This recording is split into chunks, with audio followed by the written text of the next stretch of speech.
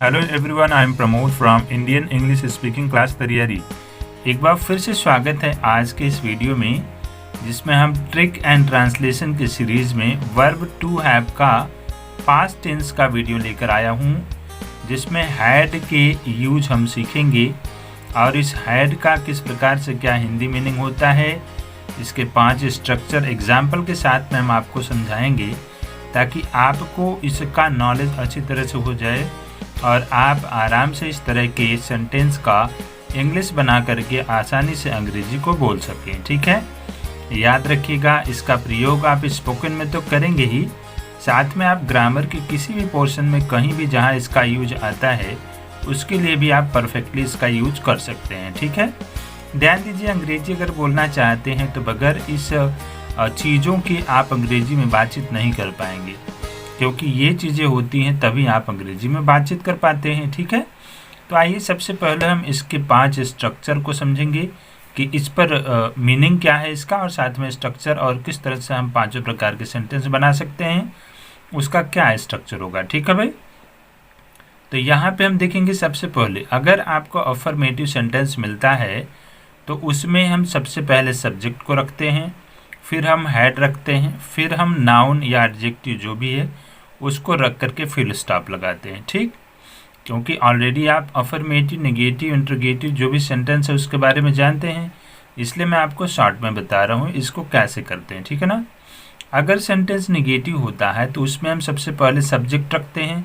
Yes you view मैंने short में लिखा हुआ है। ठीक है, फिर हम हैड रखते हैं, फिर हम नॉट का प्रयोग करते हैं, फिर उसके बाद में नाउन या एडजेक्टिव जो भी है उसे हम रखेंगे। ठीक है ना,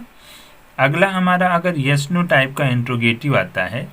जिसमें हिंदी में सबसे पहले क्या लगा करके क्वेश्चन पूछा जाता है, जिसका आंसर या तो हम यस में देते हैं या नो में देते हैं, तो उसमें हम सबसे पहले क्या करते हैं, हैड को ही यूज कर लेते हैं। ठीक है, और उसके बाद में सब्जेक्ट रख लेते हैं, फिर हमारा नाउन या एडजेक्टिव, और उसके बाद में जो भी है उसको रखने के बाद में हम यहाँ पे क्वेश्चन मार्क लगाते हैं। ठीक, अगर सेंटेंस आपको WH कैटेगरी का है, जिसमें हिंदी में सबसे पहले क्या नहीं होता, कोई अदर क्वेश्चन वर्ड लगा करके क्वेश्चन किया जाता है, तो उसके लिए हम क्या करते हैं कि लगने वाला जो क्वेश्चन वर्ड है उसी को सबसे पहले रखते हैं, उसके बाद में फिर हमारा हेल्पिंग वर्ब जो हैड है, एक प्रकार से ऑक्सिलरी वर्ब जो यहाँ पे हेल्पिंग वर्ब की तरह नहीं बल्कि मेन वर्ब की तरह काम कर रहा है, उसको रखते हैं, फिर उसके बाद में सब्जेक्ट को, फिर हम नाउन को, फिर एडजेक्टिव को, जो भी है इन दोनों में से उसको रख करके यहाँ पे क्वेश्चन मार्क लगाते हैं। ठीक, अब अगर सेंटेंस ऐसा आ जाए यस नो टाइप का, लेकिन साथ में नेगेटिव भी, नॉट भी लगा हो, नहीं भी लगा हो, तब उसके लिए क्या रूल हो जाएगा, उसमें हम सबसे पहले यही रखेंगे चीज़ें। देखिए सेम चीज़ें हैं ना, लेकिन यहाँ पे क्या होगा, नेगेटिव में हम क्या करेंगे भाई कि इसमें सब्जेक्ट के बाद में नॉट रख देंगे। ठीक है ना, और उसके बाद में हमारा नाउन एडजेक्टिव जो भी रख करके यहाँ क्वेश्चन मार्क रख देंगे।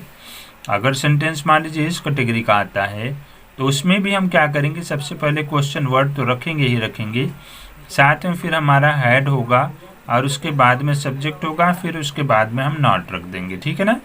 और उसके बाद में नाउन है एडजेक्टिव रखने के बाद में हम यहाँ पे क्वेश्चन मार्क का प्रयोग करेंगे। ठीक है ना, तो ये चीज़ें हो गई जो स्ट्रक्चर आप समझ चुके होंगे। ठीक, अब हम आपको बता दें मीनिंग, हम अगर बातचीत करें तो हैड का जो मीनिंग है गाइज, उसका हम सिर्फ पास रखना को लेकर के चल रहे हैं, केवल आपको एक मीनिंग जान लेना है। अगर कहीं पे पास्ट टेंस में पास रखना का कोई अर्थ लगा करके अगर सेंटेंस में लिखा है तो वहाँ पे हम सिर्फ हैड का प्रयोग करते हैं। ठीक है ना, एक प्रकार से to have, verb to have का जो हमारा पास्ट टेंस होता है तब वहाँ पे हैड का प्रयोग किया जाता है। ठीक, जैसे मान लीजिए एग्जाम्पल है कि मेरे पास एक घोड़ा था, तो हमने इसका अंग्रेजी बनाया, सब्जेक्ट पहले रखा आई हैड ए हॉर्स। ठीक है ना, बिल्कुल इसी स्ट्रक्चर की बेस पर है, आप इसे मैच कर सकते हैं। अब उसके बाद में अगर हमारे पास में मान लो नेगेटिव सेंटेंस आ गया, हमने कहा उसके पास आम नहीं था, तो हमने इसका अंग्रेजी बना लिया ही हैड नो मैंगो। ठीक है ना, अब अगर सेंटेंस मान लीजिए आपका यस नो टाइप का आ गया, देखिए इसमें सबसे पहले हिंदी में क्या है ना, तो अगर ऐसा आ जाता है तो हम सबसे पहले हैड को रख लिए, जैसे क्या राज के पास पैसा था, तो हमने कहा हैड राज मनी, राइट, ये इसका अंग्रेजी बन गया। अब अगला हमारे पास एक और एग्जाम्पल है WH कैटेगरी वाला, हमने कहा तुम्हारे पास क्या था, तो हमने इसके लिए क्या किया, क्या को क्वेश्चन वर्ड की अंग्रेजी सबसे पहले रख लिया, फिर हमने हेल्पिंग वर्ब मतलब कि हैड को लिखा, फिर हमने सब्जेक्ट रख लिया, तो व्हाट हैड यू बन गया इसका अंग्रेजी। ठीक है, अब आगे हम बात करेंगे जिसमें आपका क्या टाइप वाला भी रहे और साथ में नहीं भी आ जाए तब क्या करेंगे। उसके लिए हम सबसे पहले क्या करेंगे, क्वेश्चन वर्ड नहीं बल्कि हेल्पिंग वर्ब को ही रखेंगे,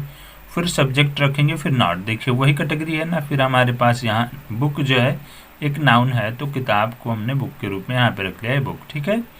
तो क्या संजू के पास किताब नहीं थी, अंग्रेजी बनाया had Sanju not a book. ठीक है, अब हम बात करेंगे लास्ट कैटेगरी वाला जिसमें आपको बाय द वे WH वाली कैटेगरी का हो और साथ में उसमें नहीं लगा हो, तो क्या करेंगे, उसमें वही रूल रहेगा जो ये वाला था हमारे पास, लेकिन अब क्या होगा कि इसमें हम सब्जेक्ट के बाद में नॉट रखेंगे, जैसा कि स्ट्रक्चर में आपने पहले देखा और फिर से आप पीछे जाकर देख सकते हैं। ठीक है, इसमें भी हम सबसे पहले क्यों को बाहर निकाले हैं क्वेश्चन वर्ड को, फिर हमने हैड लगाया, फिर हमने सब्जेक्ट रखा, फिर हमारा नॉट और उसके बाद में हमारा नाउन आ गया। ठीक है, और क्वेश्चन मार्क यहाँ पे लगा दिए। तो गाइज ये देखिए, ये 6 कैटेगरी ओवरऑल अगर आपने अच्छी तरह से समझ लिया तो ओवरऑल कोई भी सेंटेंस जो हैड से रिलेटेड आता है, मतलब जहाँ पे टू हैव का पास्ट टेंस आपको यूज करना है और एक प्रकार से हिंदी मीनिंग इसकी पास रखता था टाइप में आए, तो एक प्रकार से पास रखना था पास्ट टेंस में आए तो आप हैड का प्रयोग करके इस तरह से सेंटेंस बना सकते हैं। राइट, तो आई एम श्योर कि इससे आपको 100% ये चीज़ें समझ में आ चुकी होंगी। बस आपको करना क्या है कि इनको लर्निंग करना है और इस तरह के आने वाले और भी सेंटेंसों को आप आसानी से अंग्रेजी में ट्रांसलेट करें। ज़्यादा से ज़्यादा प्रैक्टिस करेंगे, नॉलेज आपकी बढ़ती जाएगी। ठीक है, तो और एक चीज़ बताना चाहूँगा कि ग्रामर की आप अच्छी नॉलेज लेना चाहते हैं तो डिस्क्रिप्शन बॉक्स में ग्रामर के चैनल का लिंक दिया गया है,